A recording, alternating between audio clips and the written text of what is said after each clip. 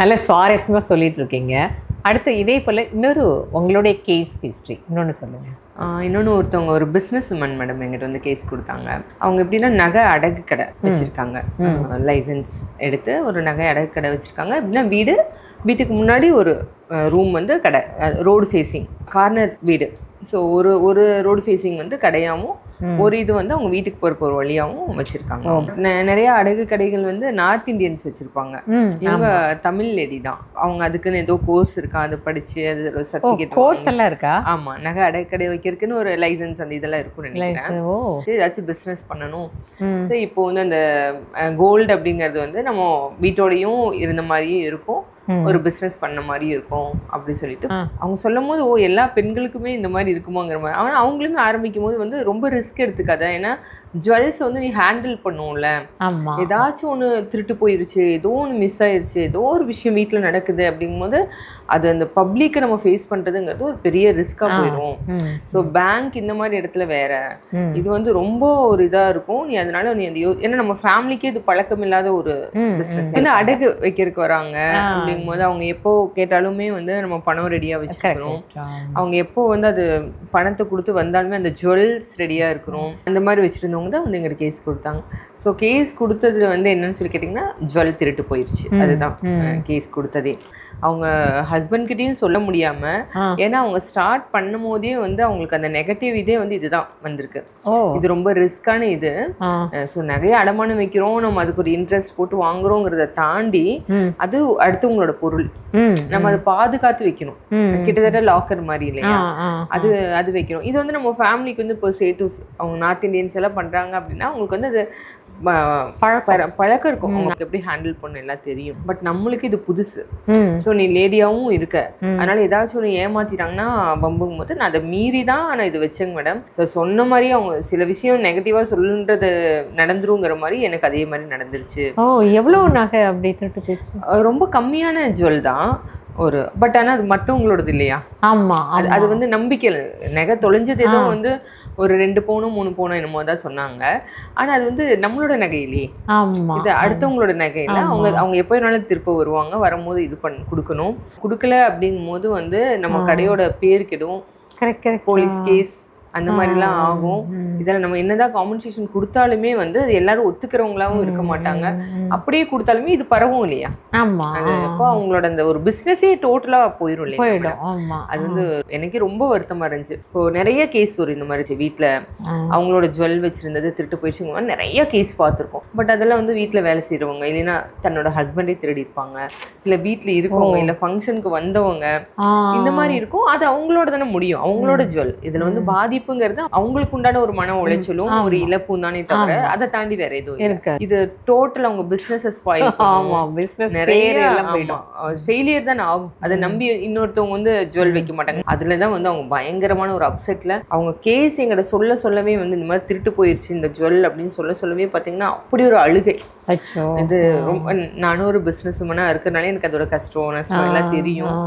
அது ஒருத்தரோட ஒரு தப்பே பண்ணாம ஒருத்தரோட பேர் கெட்டுறதுங்கிறது வந்து ரொம்ப கொடுமையான விஷயம் இல்லையா. அப்போ அவங்களுக்கு வந்து தைரியம் பண்ணிட்டு நான் அந்த கேஸ் எடுத்தேன் நான். ஸோ கேஸ் எடுத்து நாங்கள் வந்து எல்லா இதுலேயும் பார்க்குறோம். இப்போ வந்து எங்கே ஜுவல் வைப்பீங்க அதெல்லாம் அவங்க எங்ககிட்ட டிரான்ஸ்பரண்டாக சொல்லி தான் ஆகணும், வேற வழி இல்லை.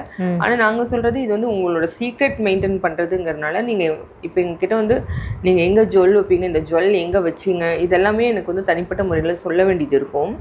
ஆனால் அதுக்கப்புறமா வந்து நீங்கள் எங்கட சொன்ன இடத்த வந்து நீங்க மாத்திருங்க. நாளைக்கு ஏதாவது ஒண்ணுனா கூட அந்த ஒரு சந்தேக லிஸ்ட்ல நம்ம இருந்துடக்கூடாது இல்லையா. இந்த விஷயம் யாருக்கெல்லாம் தெரியும் அப்படின்னு யோசிக்கிற இடத்துல நான் இருக்கக்கூடாது அப்படின்னு சொல்லிதான் அந்த கேஸ் எடுத்தேன். இந்த கேஸ் நான் எடுக்கிறேன், பட் நீங்க இந்த கண்டிஷனுக்கு ஒத்துக்கிற மாதிரி இருந்தா நான் இந்த கேஸ் எடுக்கிறேன். ஓகேங்க மேடம் சொல்லிதான் எடுத்தேன். அவங்க ஜுவல் வச்ச இடம் இதெல்லாம் பார்த்தோம். ஸோ இது யாருக்கெல்லாம் தெரியும், இங்கே வைக்கிறீங்க இது அப்படிங்கிறதால யாருக்கெல்லாம் தெரியும் அப்படிங்கும்போது, இல்லைங்க மேடம் இந்த ரூம் அப்படின்னு சொல்லி தெரியும். இதுல வந்து அந்த லாக்கர் வந்து ரொம்ப ஹெவி, அதோட கீ வந்து அதை ஓப்பன் பண்றது ஹேண்டில் பண்றது இது வந்து என்ன தவிர யாருனாலையுமே பண்ணவே முடியாது. கண்டிப்பா நான் தான் பண்ண முடியும். நான் இல்லாத நேரத்துல வந்து ஜுவல்ஸ் வந்துச்சு அப்படின்னா கூட அது பணம் கொடுத்துட்டு அந்த ஜுவல் வந்து டெம்பரவரியா வந்து சேவ் பண்ணி வச்சுப்பாங்க வேலைக்கு இருக்கிறவங்க. பட் எங்கிட்ட வந்து கொடுத்துருவாங்க. அது ஒரு ஈவினிங் இந்த பர்டிகுலர் டைம்ல வந்து எங்கிட்ட கொடுப்பாங்க. அதுக்கப்புறம் நான் தான் அதை ஹேண்டில் பண்ணுவேன். அதனால பட் அது வந்து வீட்டுக்குள்ள தான் இருக்குங்கிறா அப்படிங்கிறது வந்து அவங்களுக்கு தெரியுமான்னு கூட தெரியல. லாக்கர் வந்து நான் வீட்டில் தான் அந்த ஒரு செட்டப் பண்ணி வச்சிருக்கேன். பட் அது வந்து அதுக்குண்டான பயங்கரமான ஒரு சேஃபான ஒரு இதில் தான் பண்ணி வச்சிருந்தாங்க. பார்த்தோம், எங்களுக்கே ஆச்சரியமா இருந்துச்சு, இந்த இடத்துல இருந்து எப்படி திருட்டு போச்சு அப்படிங்கிற மாதிரி. சார் உங்களை ரெகுலராக உங்களை பார்க்குறவங்க எல்லாம் யாரு அப்படின்னு சொல்லி கேட்டால், இல்லைங்க மேடம், ரெகுலராக பார்க்குறதுனா எங்கிட்ட வேலை செய்கிற பொண்ணு. இந்த பொண்ணு நான் ஆரம்பித்த காலத்துலேருந்து இருக்காங்க. ரொம்ப சாதாரண குடும்பம், அந்த மாதிரி தப்பு பண்ணுறதுக்கு வாய்ப்பே கிடையாது. ஹஸ்பண்டுக்குமே வந்து இந்த இடத்துல இருக்குன்னு சொல்லி தெரியும். பட் அந்த கீ ஹேண்டில் பண்ணுறதுலாம் வாய்ப்பே கிடையாது. அவருக்கும் இல்லை. பட் யாரோ ஒருத்தர் தானே பண்ணியிருக்கணும். நம்ம என்ன இதுன்னு பார்ப்போம்.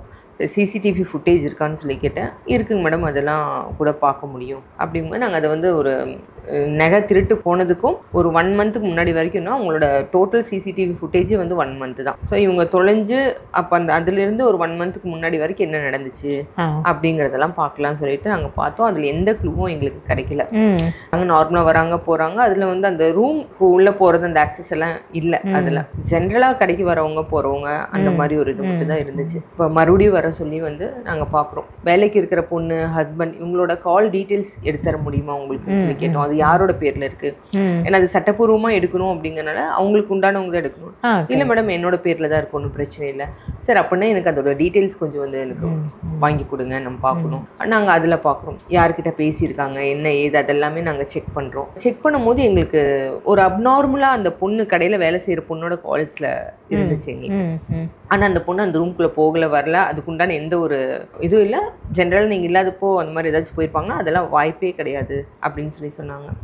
இல்லைங்க, ஏதோ ஒரு இடத்துல அதுதான் இடிக்குது, என்ன இது நீங்கள் நல்லா யோசிச்சு சொல்லுங்கள். வேறு யாராச்சும் இப்போ இந்த ஒரு 1 மந்த் விட்டுருங்க, இந்த 1 மந்த்தில் நம்மளுக்கு எதுவுமே தெரிய வரல, யார் எடுத்தாங்க என்ன இதுன்னு சொல்லி தெரிய வரல. கண்டிப்பாக இந்த ஜுவல் வந்து அதுக்கு முன்னாடி எப்போதான் போயிருக்கணும். நீங்கள் இப்போ தான் பார்த்துருக்கீங்க. இந்த ஜுவல் வச்சு எவ்வளோ நாள் ஆச்சு? இது வச்சு 6 மந்த்ஸ் கிட்ட ஆச்சு.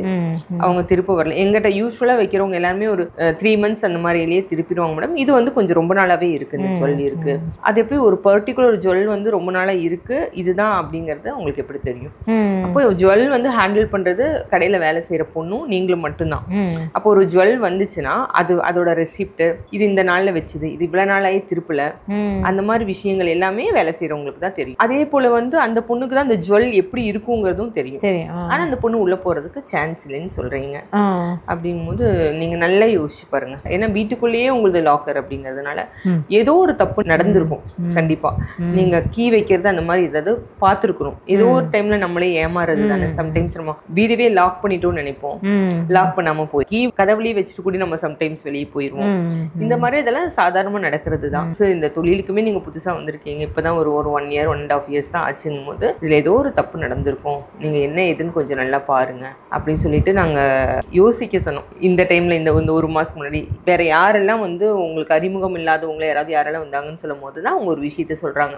கடையில வந்து ஒரு பொண்ணு வந்து நகை அடை வைக்க வந்தாங்க. எங்களுக்கு வந்து அந்த ஓப்பனா ரோட்டு மேல இருக்கும் கடை. குழந்தைய கூட்டு வந்தாங்க, குழந்தைக்கு ஃபீட் பண்ணுன்னு சொன்னாங்க. அப்போ நான் தான் வந்து ரூம் காமிச்சு போய் ஃபீட் பண்ணுங்கன்னு சொல்லிட்டு யதார்த்தமா சொல்லிட்டு போயிட்டேன். அவங்க உட்கார்ந்துருந்த ரூமுக்கு இந்த பக்கம் தான் வந்து அவங்க லாக்கர் யூஸ் பண்ற ரூம். அது ஒண்ணுதான் அவங்க சொன்னாங்க. அப்போ எங்களுக்கு வந்து அது ஒரு சந்தேகம் ஆயிடுச்சு. அவங்க வந்தாங்களே, அவங்க நகை அடகு வச்சாங்களா அப்படின்னு சொல்லி கேட்டாங்க. ஆமாங்க, ஒரு சின்ன மோதிரத்தை மட்டும் அடகு வச்சாங்க அப்படி. அப்போ அவங்களோட ஃபோன் நம்பர் எல்லாம் என்ன ஏதுன்னு சொல்லி பாக்குறோம். அந்த ஃபோன் நம்பரும் இந்த கடையில வேலை செஞ்ச பொண்ணோட ஃபோன் நம்பரும் 2 பேசியிருக்காங்க. ஸோ அது தெரிய வந்து அதுக்கப்புறம் தான் தெரிஞ்சிச்சு அந்த பொண்ணு வந்து இவங்க ஒரு தடவை வந்து அந்த சாவி வைக்கிறது இதெல்லாமே நோட் பண்ணியிருக்கா. எல்லாமே நோட் பண்ணி அவளுக்கு தெரிஞ்சு இவங்க இல்லாத டைம்ல பார்த்து இந்த பொண்ணு வந்துருச்சு இல்லைங்களா, ஃபீட் பண்ண வந்தாங்க இல்லையா, அந்த ஒரு தடவை ஃபீட் பண்ண அனுப்பியிருக்காங்க. இவங்க இல்லாத டைம்ல அந்த பொண்ணு மறுபடியும் நகை அடை வைக்கிற மாதிரி வந்து இந்த பொண்ணு உள்ள அவங்கள போக வச்சு அந்த ஜுவல் எடுக்க வச்சிருக்காங்க அப்படிங்கிறது தெரியும். அந்த பொண்ணை வச்சே எடுக்க வச்சிருக்காங்க. ஸோ இந்த மாதிரி இப்போ நம்மளுக்கு நிறைய திருட்டு விஷயங்கள் வந்து வெளியிருந்து யாரோ வந்து கொள்ளையடிக்க வந்தாலுமே அவங்களுக்கு இந்த வீட்டில் என்னமோ இருக்கு அப்படிங்கிறதெல்லாம் ரொம்ப நாள் நோட் பண்ணி தான் ஒரு விஷயத்த பண்ண முடியும். கடையில வேலை செய்யற லேடி அந்த பொண்ணோட பிளான்ல தான் இது நடந்திருக்கு.